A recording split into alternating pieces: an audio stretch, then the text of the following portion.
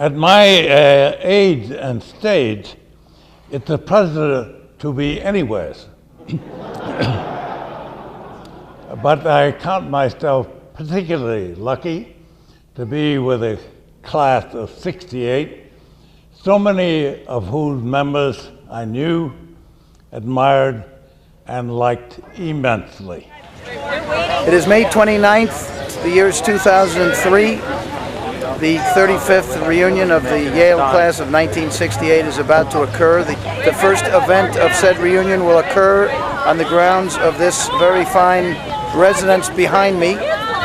And the fact that 1968 was kind of a watershed year, a year of, in a way, a revolution, it's quite fitting that, and it's somewhat comforting, ironic, disturbing, any way you want to put it, that the class of 1968 is going to be celebrating part of its reunion here, where many of us protested.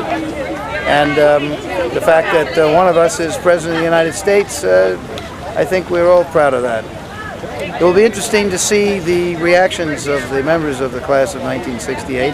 There is the George Bush picnic, and then up in New Haven there will be William Sloane Coffin's, perhaps his final speech, certainly his final Yale speech, and he's 79 years old and apparently has only a year to live. So perhaps there will be an interesting contrast between this event on the lawn of the White House and the speech in New Haven by William Sloane Coffin.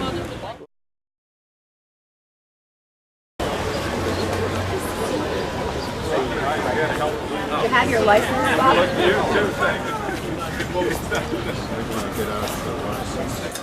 No? Rain late. All right, here we go. Here, this is more secure.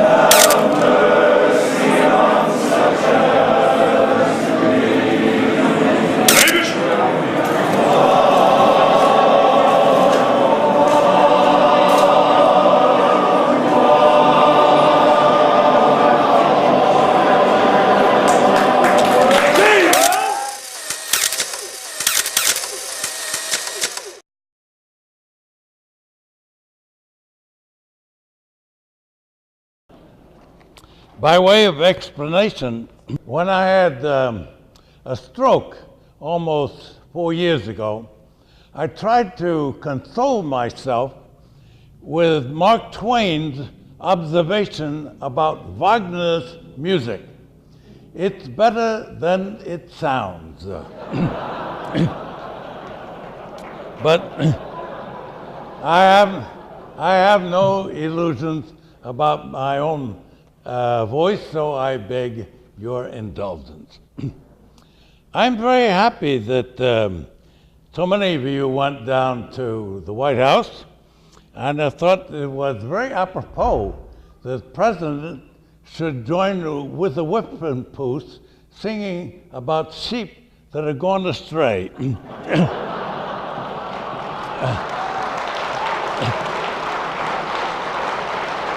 And I hope that he remembered all the words right to the end. Lord, have mercy on such as we. Ba, ba, ba. Okay. Well, let's get down to business. When you graduated in '68, the questions you asked yourselves were not as crucial as those the world asked of you. I think that's even truer today. The world is not for shirkers.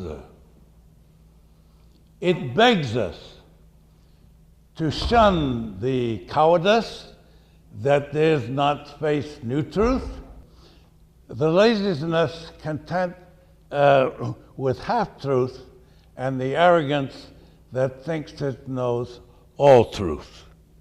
It calls for true patriots, that is, those who love their country enough to address its flaws.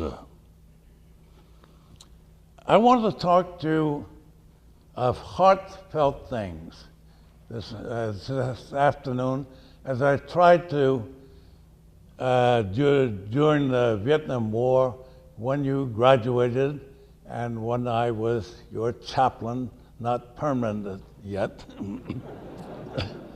Now, 35 years later, you are looking at an old man in a hurry. Like love, war, like love, always finds a way. So said Bertolt Brecht some 25 centuries after Plato said, "Only the dead know the end of war." Historian Will Durant estimated that in all of recorded history, only 29 years could be described as war-free. And as we all know, the bloodletting in the last century placed highest new records.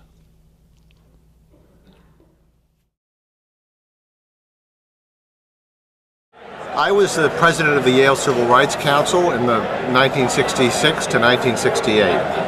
And I didn't have a lot of contact with Bill then, but there were two sermons that he gave in 1964 and 65, and I wish I could tell you what the substance was, but I can tell you that those sermons sent me to Selma, Alabama.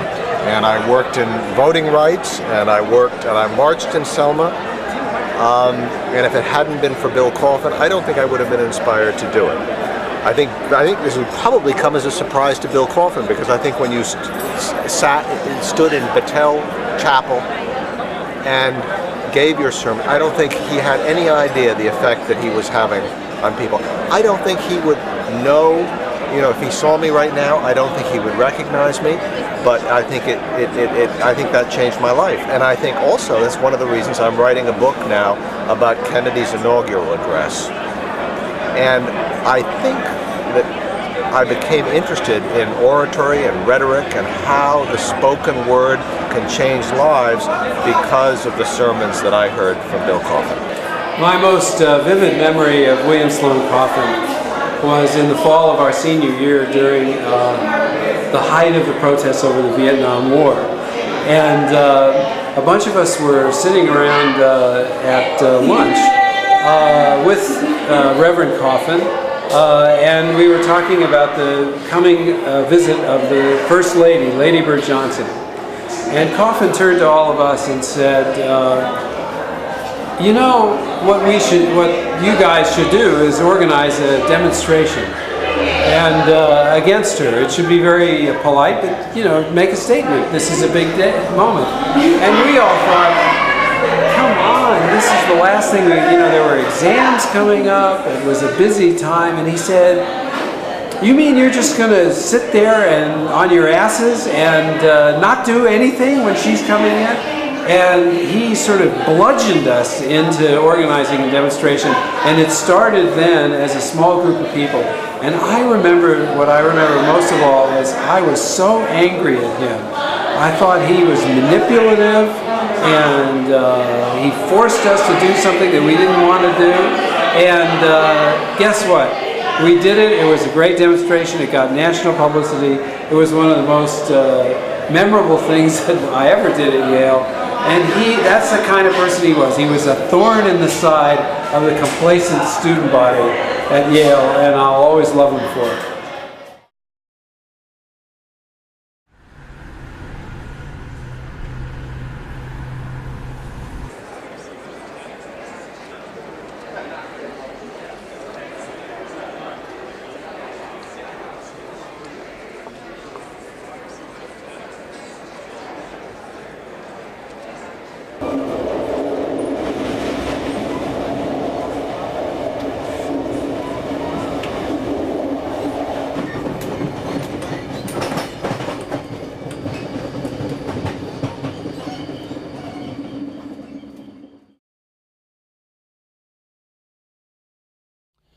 One of the worst things about war is that, as a rule, truth is the first casualty. Violence needs lies to defend itself, just as lies, for their protection, often call on violence. While certainly it was moving, very moving, to see Iraqis celebrating their long-awaited and much-deserved liberation, Operation Iraqi Freedom didn't exactly describe the purposes for our invasion. Were freedom America's chief goal in foreign policy? Why, we have to ask, years ago, just off our shores, we were not crying bloody murder at Batista before Castro, at Trujillo, at Papadoc in Haiti, and at Somoza before he was overthrown by the Sandinistas. Every nation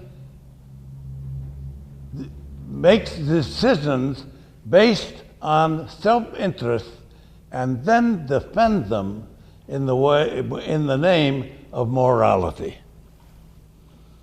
In private, at least, Franklin Roosevelt was candid.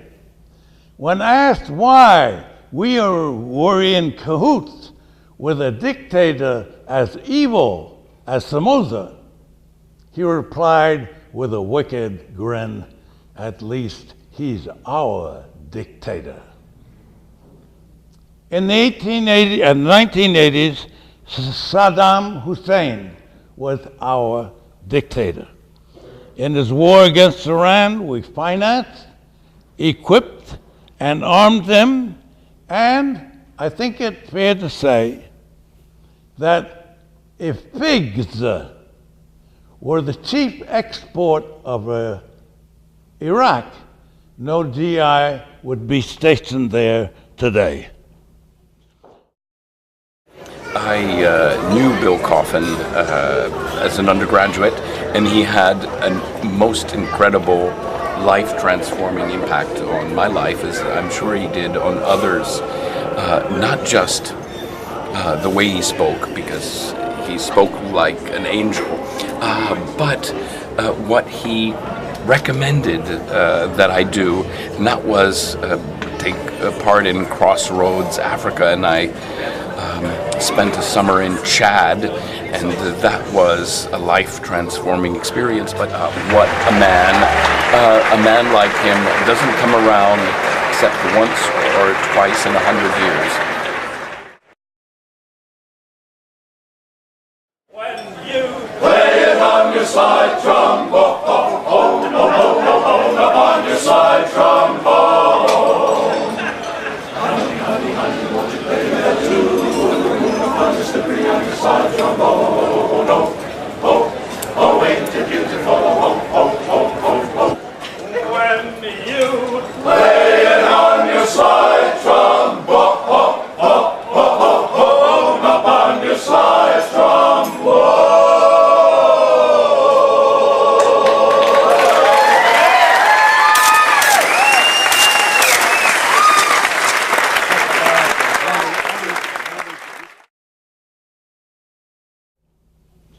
So why did we invade Iraq? Despite the work of the UN inspectors, despite the Pope, the National Council of Churches, city councils across the land, and virtually all of world opinion. Let's not forget that the greatest single-day protest in all of history was on February 15th, when in 5 continents, in 600 cities, 10 million people took to the streets to march against the threatening invasion of Iraq. The answer for our invasion is published in papers such as the Prospect for the New American Century. Note the title. Written in 1997, the National Security Strategy, released last September, also in Robert Kagan's rather eloquent book of Paradise and Power. And dear members of the class of '68, how many have read the Project for the New American Century? How many read the National Security Strategy? And Kagan's book, Paradise and Power? Homework, gentlemen.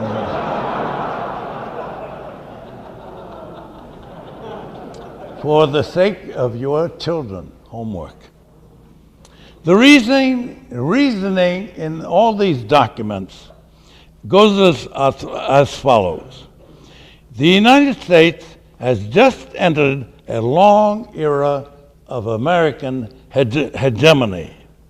We are and intend to remain the dominant strategic force in both Europe and East Asia. Beyond that, we are prepared to stake out interests in Central Asia and in places that most America never before knew existed. Because we are so powerful, we are ready to deal with such danger points as those represented to President Bush in his axis of evil. If other countries want to join us, fine, but we are prepared to go it alone.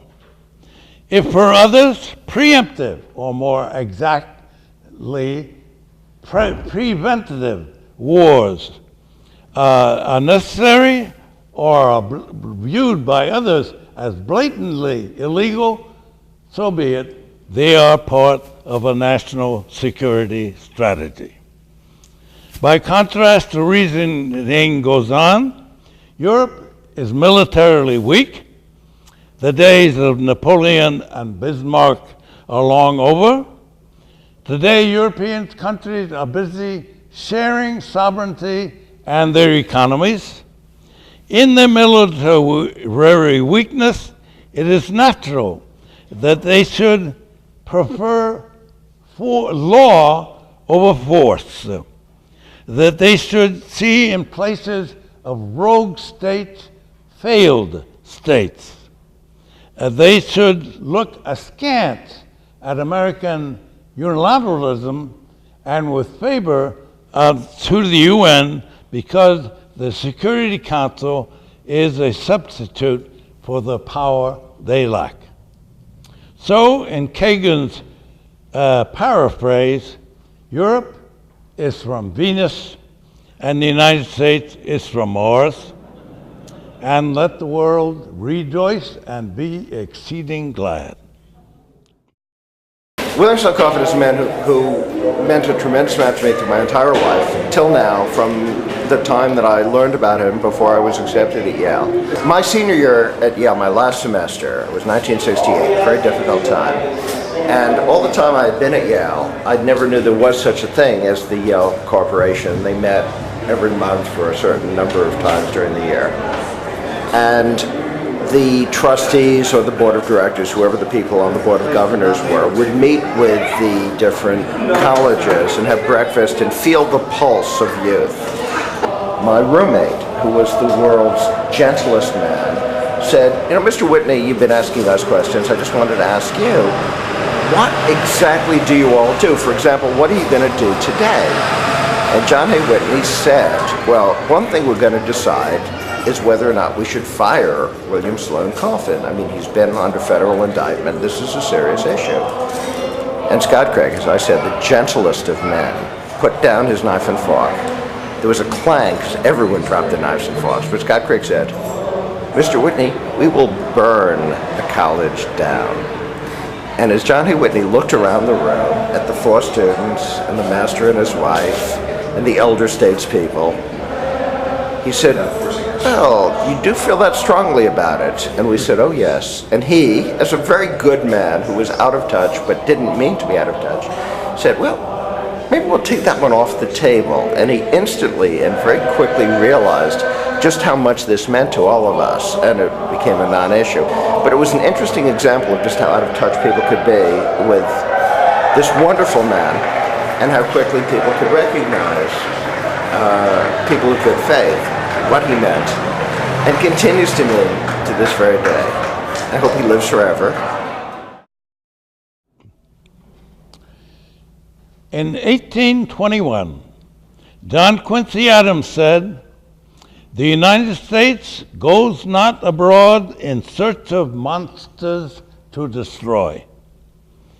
In so doing, he warned, we might become the dictators of the world, but no longer be the ruler of our own spirit. But what is the class of '68 going to make of all this? The class that graduated during the Vietnam War. Does the fresh militancy reflect in your views the better angels of Americans' nature? I am reminded, with the rabbi, of Ezekiel's lament over proud Tyre. Your heart was proud because of your beauty. You corrupted your wisdom for the sake of your splendor. And as a Christian, I can't help but be struck by the words in the 4th chapter of Luke.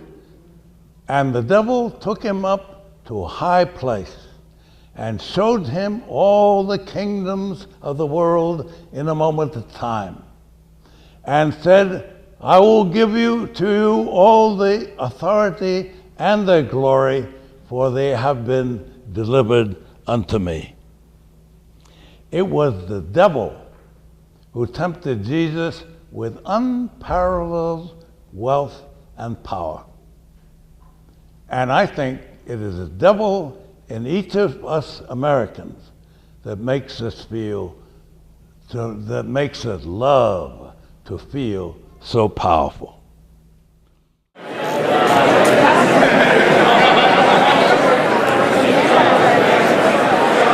those of you who don't understand what power is, let me give you a little lesson.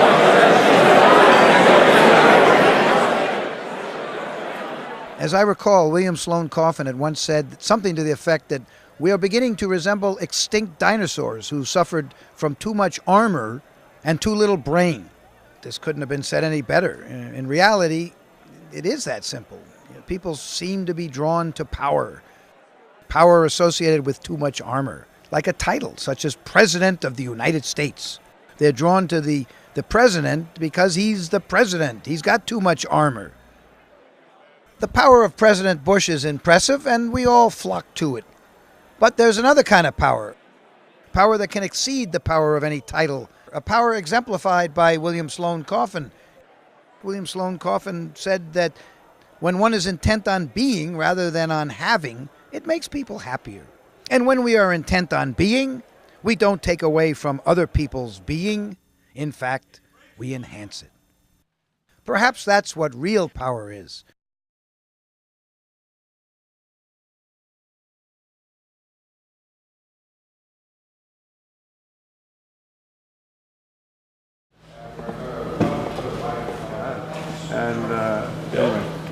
Derek Shearer. Derek, how are you?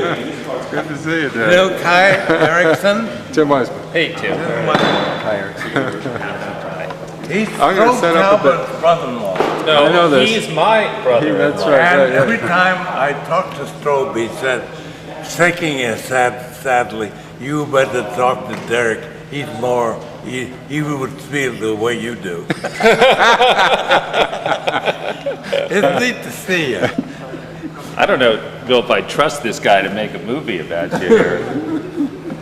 Class of 68, you can always trust the 68. 68? 68, Lloyd Kaufman. Nice to see you. Bill, it's Portia Weiskel. Very nice to see you again. And he looked so distinguished. I know. Hi, I'm Peter. Tim's younger brother. How are you, Peter? Good to see you. Wonderful to see you. Yes. Hi. I'm Leilani Apply, and I'm just a former fraternity brother of Strobe Talbot. And, Strobe Talbot? Ululi, yes, right. Okay. And I was never a major player in those days. Oh. And I'm a woman now, so. Now you have a chance to be one. This is my wife, Susan Sterling. I knew you when we were at the Northfield Religious Conference. Oh, yeah. Way back, yeah. There was everything. It sounded terrible, but everything about the conference was very good. It was wonderful. Yeah, it had a huge impact on my life. Yeah. So. There were wonderful women running it. Yes. And you students were terrific too. It got me thinking about a lot of things that I hadn't thought about before. So. You're the man. How you doing? I'm doing great. How are you? Well, my spirits are very good. The rest of me is something else again. The spirits are, that's what counts. Where are you now? I'm up in Boston. Boston? Yes. I'm running the biggest architecture school in Boston, but mostly I try to deal with ethical issues. And you're the guy who gave me the guidance. You're the president? Yeah. I'm honored. Well, look. After the ethical president. We try. After the work we did with Brewster, I figured I should do that. Well, that's wonderful to see you. Nice to see you. It's so great that you're here today. Wow, it's really nice thank you. Do you think that students today are as active as they were when in the 60s when you were young? I'm waiting for your generation. Yeah. The one before you is a complete flop. Yeah? Well, Right on. I was at some Right on. anti-war rallies in New York, and they were very active. There were like millions of people. I keep hoping that there'll be some real fresh militancy, you know? Yeah, I mean, It's hopeful. at my school there is, so hopefully that reflects. Keep it up. Yeah. Good. Nice to meet you. All of us want Al-Qaeda stopped, but there's a choice. Either the law of force or the force of law, international law, by which I mean coalition building, freezing assets, sharing of intelligence, and extraditing terrorists, if internationally sanctioned, and by trials not in Guantanamo Bay in secret, but rather before an international court such as the International Criminal Court, which almost alone, we refuse to recognize. Further, while World War II was won by economic power, the war against terrorism will be won only by economic justice. Terrorism is not a metaphysical phenomenon. It springs from specific historic causes: political oppression, economic exploitation.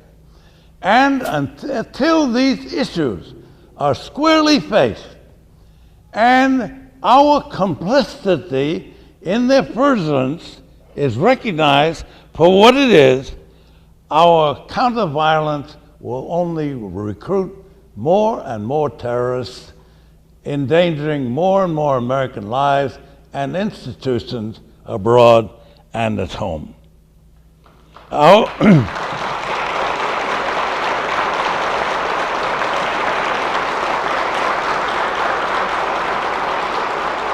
we could stem the tide of terrorism, and we could increase our national security, not by a $400 billion military budget, but by using a lot of that money to wage war against global poverty. It breaks my heart that we have squandered the goodwill of the world that was ours after 9/11. Headlined Le Monde in Paris, "Nous sommes tous Américains." And it breaks my heart that we have squandered a near-record surplus for a near-record deficit. Who now is to pay for all these wars and their aftermaths? If not the poor, and particularly their children, who already are being met by closed doors at Head Start programs, at community library, and met by ever longer lines at health clinics. In Oregon, today they're cutting school days and closing schools in Los Angeles and New York. But we know for sure that in Crawford, Texas, the ranch will not be up for sale. Furthermore, that Halliburton, that gave earlier Vice President Cheney $30 million in severance pay, and now without competition has a multi-billion-dollar budget for reconstruction in Iraq. And finally, we know that tax shelters in Bermuda and Cayman Islands, according to the IRS, save American businesses $75 billion, the original estimate of the administration for the war against Iraq. American hegemony in the world has its counterpart here in the United States as the hegemony of the rich and the powerful. It occurs to me the way we discriminate against the poor is apartheid with a clean conscience.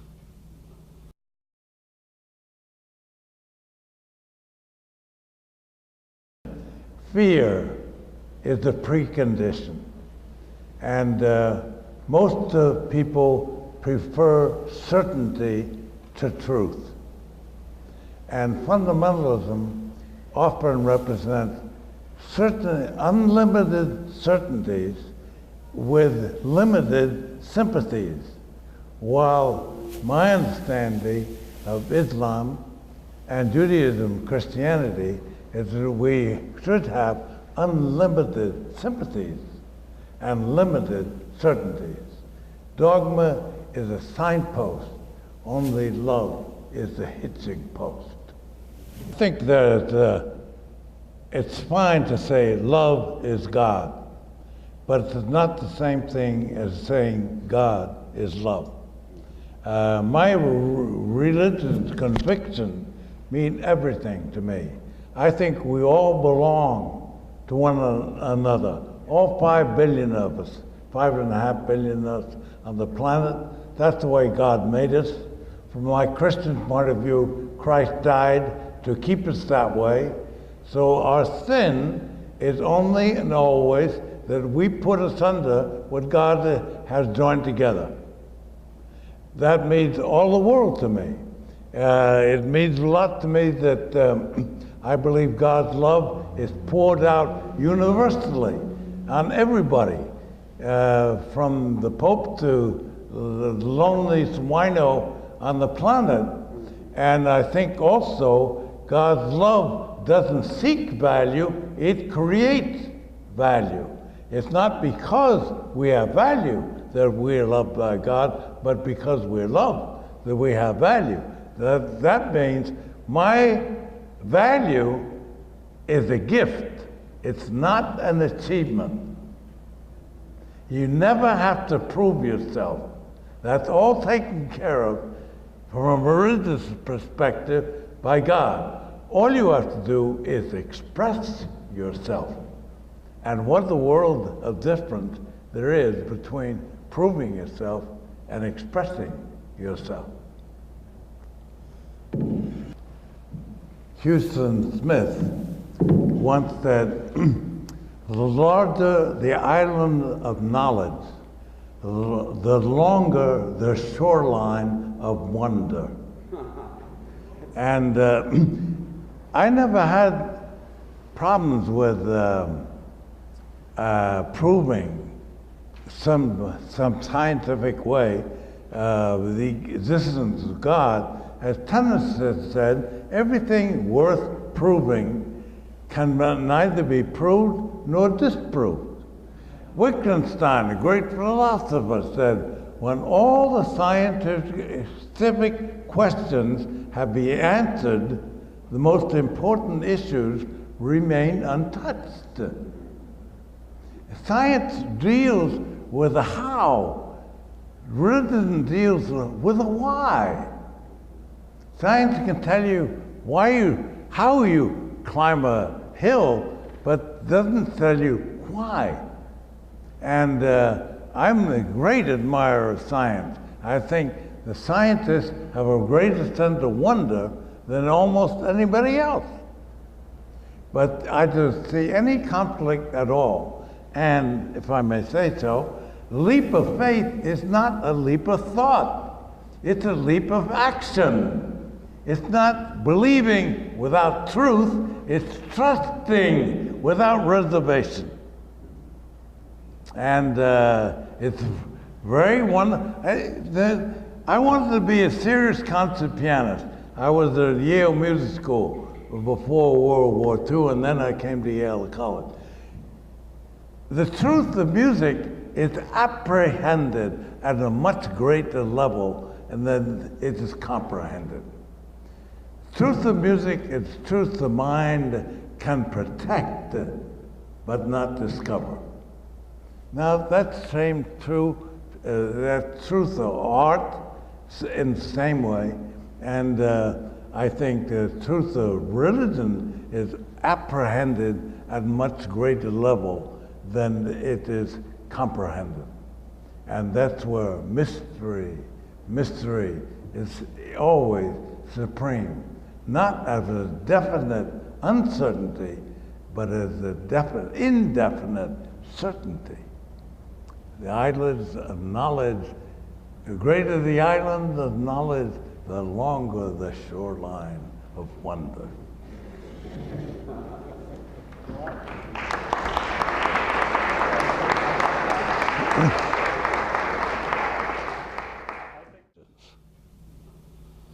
The war in Iraq doesn't spell the end, the beginning of the end, only the end of the beginning. As President Bush said, just one victory in a war on terror which still goes on. Who's next?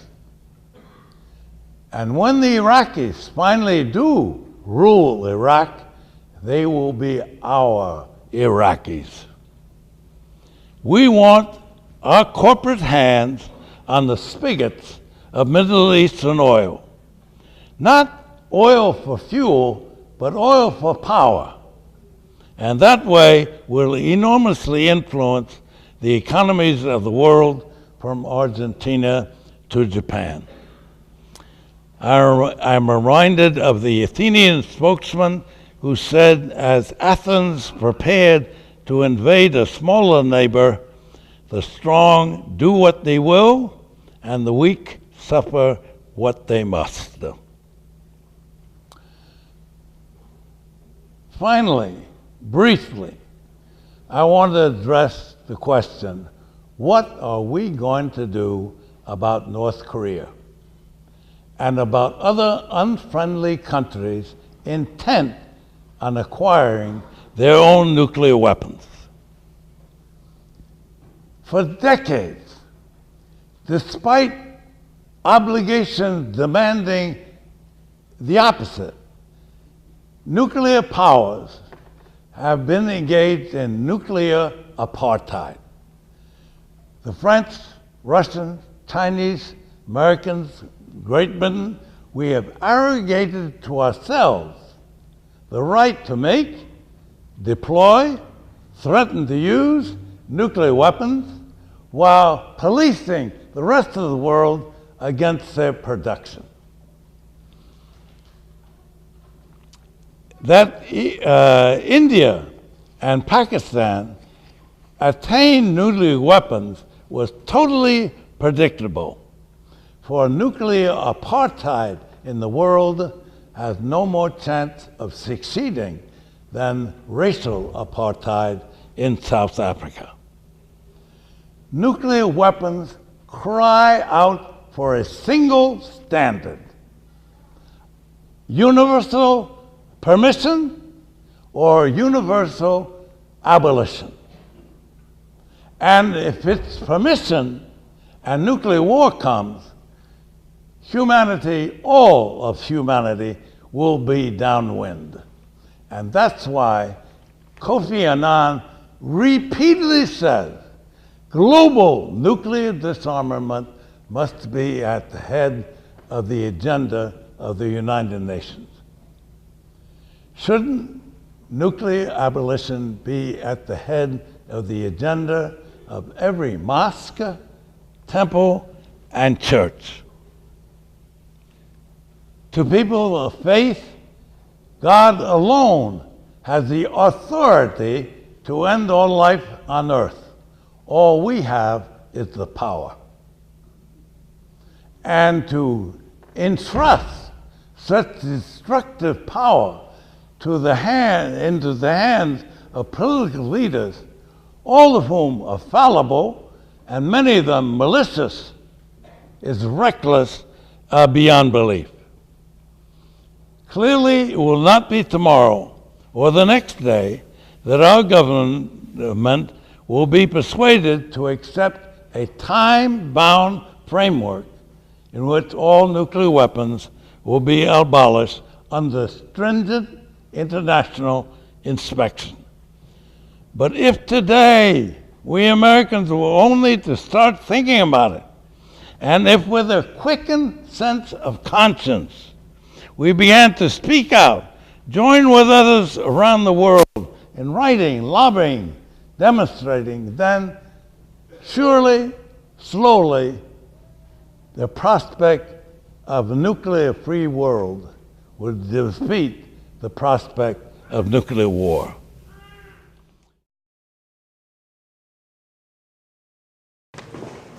I have been called forward because of my ability to confer diplomas. And one's about to be conferred of a funny sort here, but I'll just say a word before I do. I am one who, like many of you, used to spend Sunday mornings in Battelle Chapel. When we were students, Sunday morning came after Saturday night, and this meant that one often woke up wondering if you would make it or not.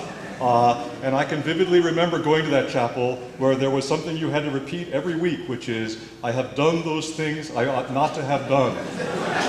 And there is no health in me. And seldom did anything seem truer than the things said at that time. And then Reverend Coffin would stand up with that magisterial quality. Who else since the time of Jeremiah has read Jeremiah in such a way that you felt these things might be just about to happen, you know? You felt that he was in touch with the forces of morality in the universe, the only comfort being that there was something about his smile and the twinkle in his eye that led you to think that on that last day, things might not be altogether as bad as they deserve to be.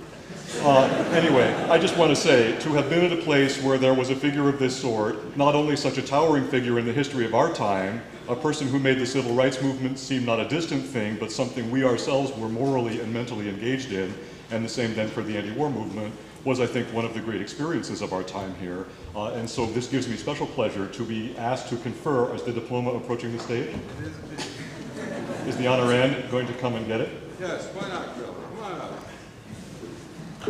Let's ask Tim Weiskel to...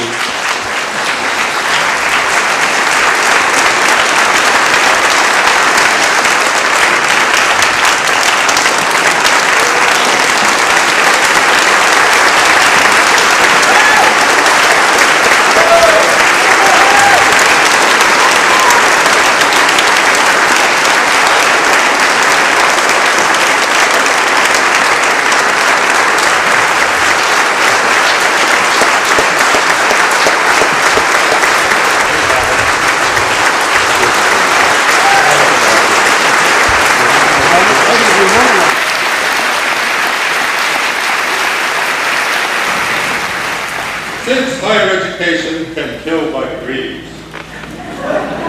this is not a customary Yale diploma. Rather, it is a public declaration that we do hereby witness and affirm that William Sloane Coffin, Jr. has earned the highest degree of enduring esteem in our hearts as permanent chaplain of the class of 1968.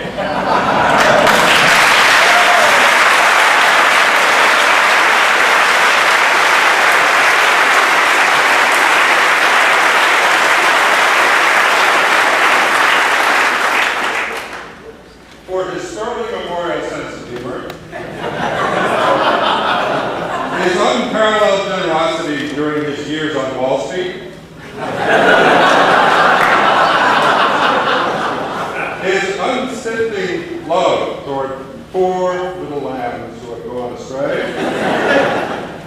and his unflinching public declaration of moral principles in human affairs.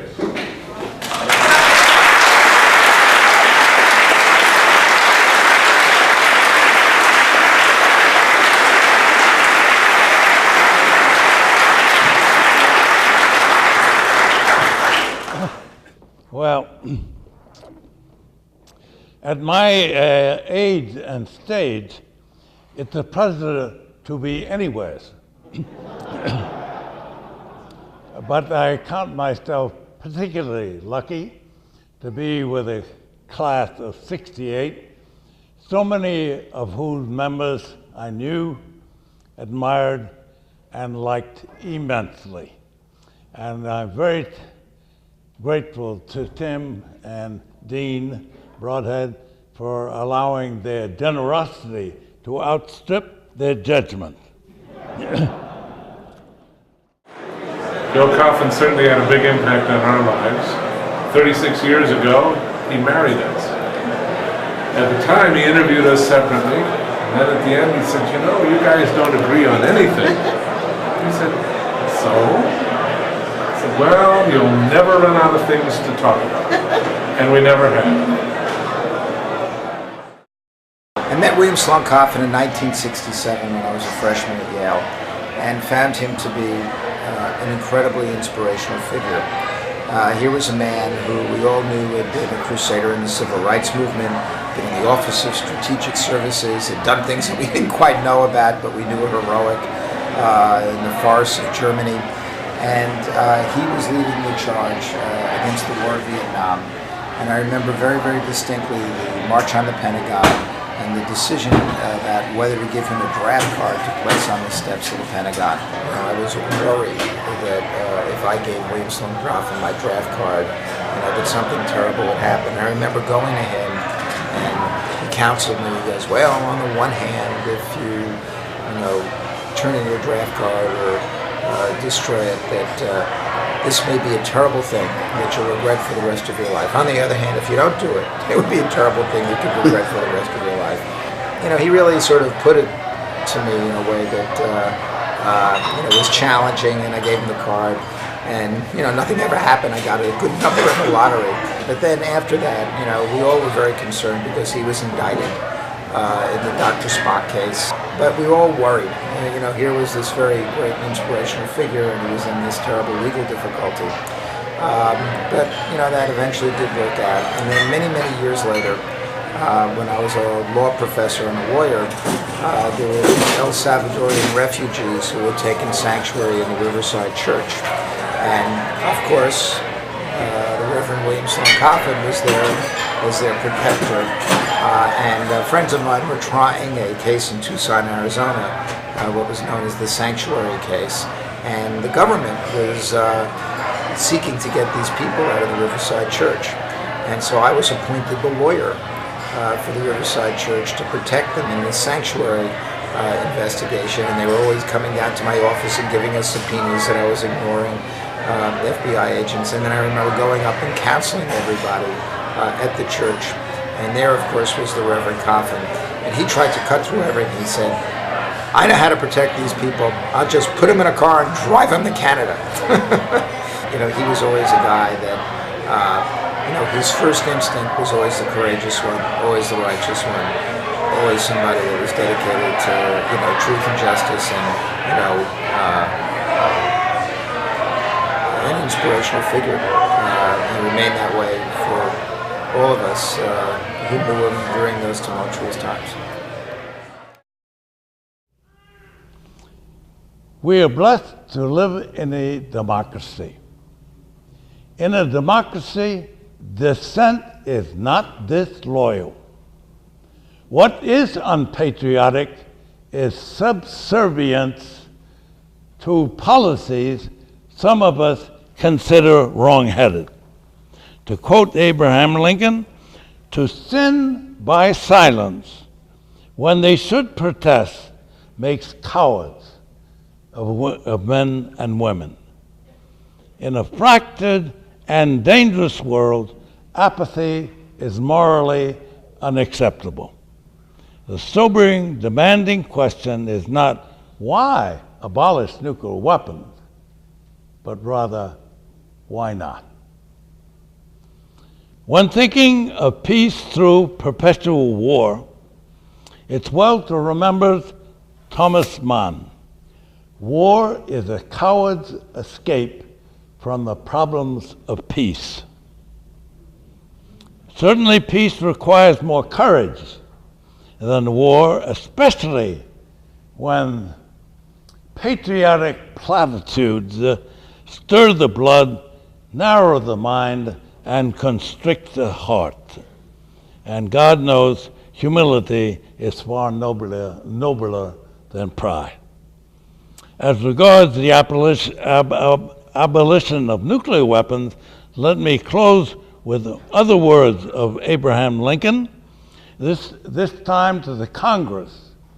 In 1862, they addressed the abolition of slavery, but the words are equally pertinent to the abolition of nuclear weapons. Said Lincoln, "The dogmas of the quiet past are inadequate to the stormy present.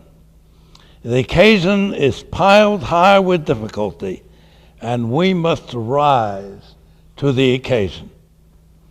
As our case is new, so we must think anew and act anew. We must disenthrall ourselves, and then we shall save our country." And you and I could add, the world. Peace is always a weary way off. Jeremiah lamented, "We looked for peace, but no peace came." But to give up on peace is to give up on God.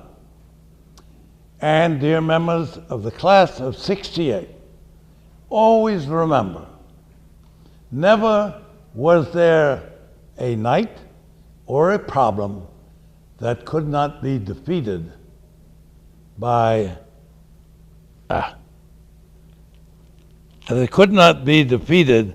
sunrise or hope. Thank you all very much.